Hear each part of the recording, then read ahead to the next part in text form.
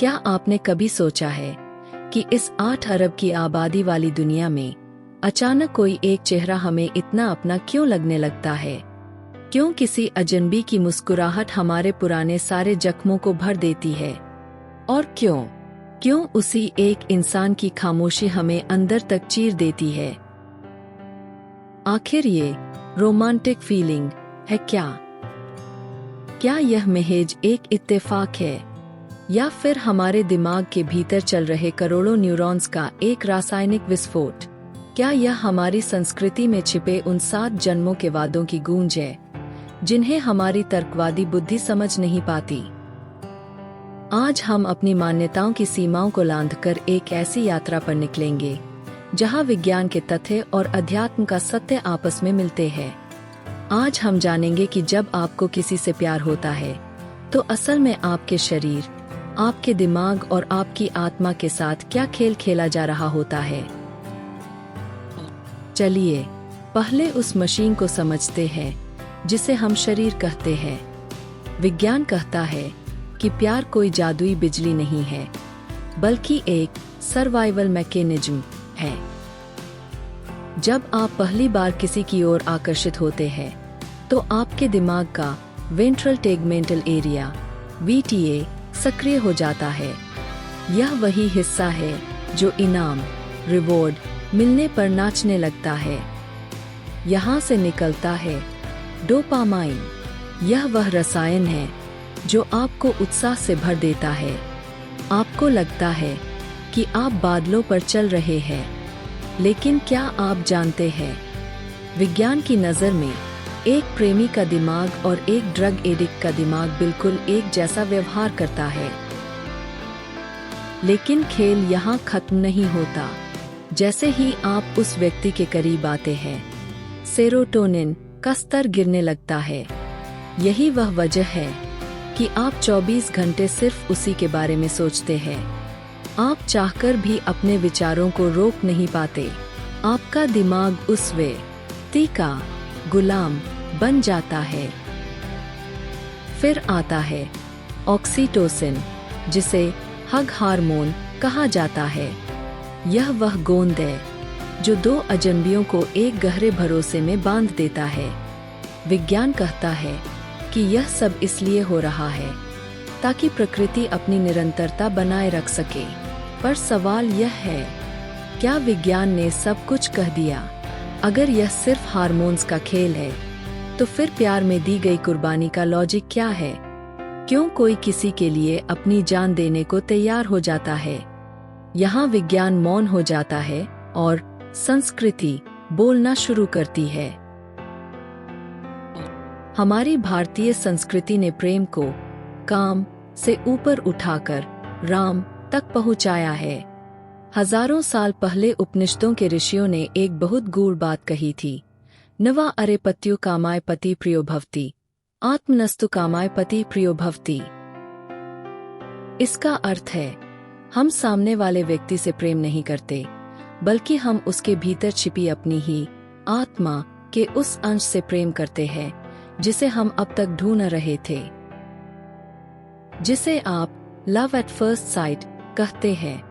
वह असल में रिकॉग्निशन है, पहचान। हमारी आत्माएं सदियों से यात्रा कर रही है। यह शरीर तो बस एक लिबास है। जब 2 रूहें एक दूसरे से टकराती है तो उन्हें पुराने जन्मों की खुशबू आती है। भारतीय दर्शन के अनुसार हमारे शरीर के भीतर संस्कार और वासनाएं बीज रूप में संचित रहती है। जब सही समय और सही व्यक्ति मिलता है तो वह बीज अंकुरित हो उठता है। यही कारण है कि कुछ लोग हमें पहली मुलाकात में ही जन्मों पुराने साथी लगते हैं और कुछ के साथ बरसों रहकर भी अजनबीपन नहीं जाता। यह ऋणानुबंध है, पिछला हिसाब जो इस जन्म में पूरा होना बाकी है।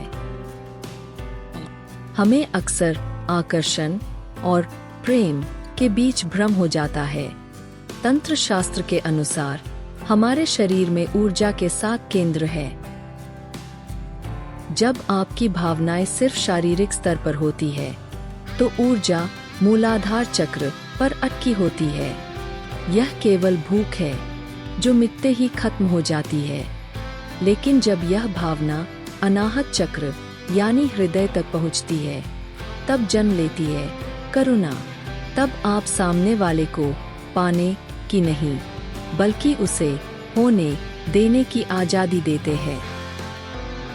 रोमांटिक फीलिंग्स का सबसे उच्चतम रूप वह है जहां दो का अस्तित्व मिट जाए। जैसा कि सूफी संत रूमी ने कहा था, प्रेमी कहीं मिलते नहीं हैं, वे हमेशा एक दूसरे के भीतर ही होते हैं। हमारी संस्कृति में अर्धनारीश्वर का प्रतीक यही सिखाता है कि हर पुरुष के भीतर एक स्त्री है और हर स्त्री के भीतर एक पुरुष। प्रेम वह प्रक्रिया है जहां आप अपने भीतर के उस अधूरे हिस्से को बाहर ढूंढने निकलते हैं ताकि आप पूर्ण हो सकें। आखिर प्यार में दर्द क्यों होता है? क्यों बिछड़ना मौत जैसा लगता है?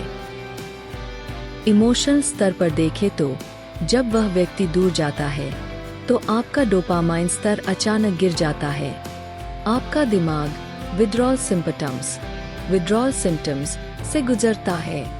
लेकिन आध्यात्मिक स्तर पर विरह यानी जुदाई प्रेम की सबसे बड़ी कसौटी है।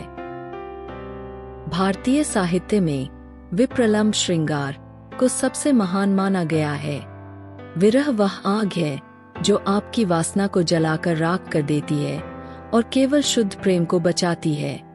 जब आप किसी की याद में रोते हैं तो आपकी आंखों से सिर्फ आंसू नहीं गिरते, बल्कि आपके अहंकार ईगो की परतें गिरती है। दुख हमें गहरा बनाता है। वह हमें सिखाता है कि जिसे हम अपना समझ रहे थे वह कभी हमारा था ही नहीं, क्योंकि जिसे हम खो सकते हैं वह कभी हमारा हो ही नहीं सकता। तो अगली बार जब आपके दिल में किसी के लिए वो कोमल भावना जगे तो उसे सिर्फ एक इमोशन समझकर खारिज मत कर देना। यह कुदरत का आपको दिया गया एक अवसर है। विज्ञान कहता है कि यह आपके जीन्स को बचाने का तरीका है, लेकिन अध्यात्म कहता है कि यह खुद को मिटाकर विराट होने का तरीका है। प्यार वह खिड़की है जिससे आप पहली बार खुद के बाहर झांकते हैं। चाहे वह हार्मोन्स का खेल हो या रूहों का मेल, प्रेम ही वह एकमात्र रास्ता है जो हमें इंसान बनाता है। यह हमें सिखाता है कि हम अकेले नहीं हैं, कि हम एक बड़े ब्रह्मांडीय संगीत का हिस्सा है। प्रेम कीजिए पूरी गहराई से, पूरी शुद्धता से, क्योंकि अंत में हम वही बन जाते हैं जिससे हम प्रेम करते हैं। दिल के किसी कोने को छुआ है तो अपने उस विशेष इंसान के साथ इसे साझा करें। कमेंट्स में बताएं कि आपके लिए प्रेम की परिभाषा क्या है, विज्ञान या आत्मा। देखते रहिए स्टोरी नॉट सैड, क्योंकि हर कहानी अधूरी है जब तक उसमें आप न हो। क्या आप भी बात बात पर चिढ़ जाते हैं?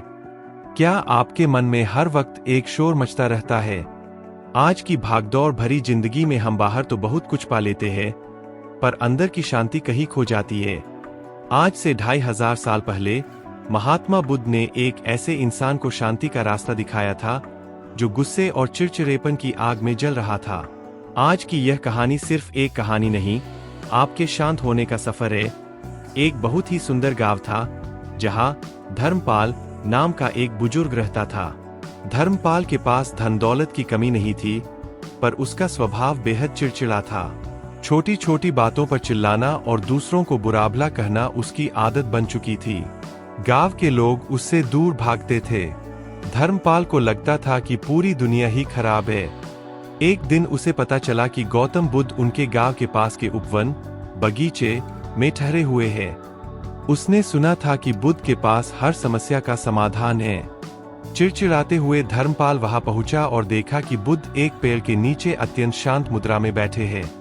उनके चेहरे पर एक ऐसी चमक थी जो धर्मपाल ने कभी नहीं देखी थी।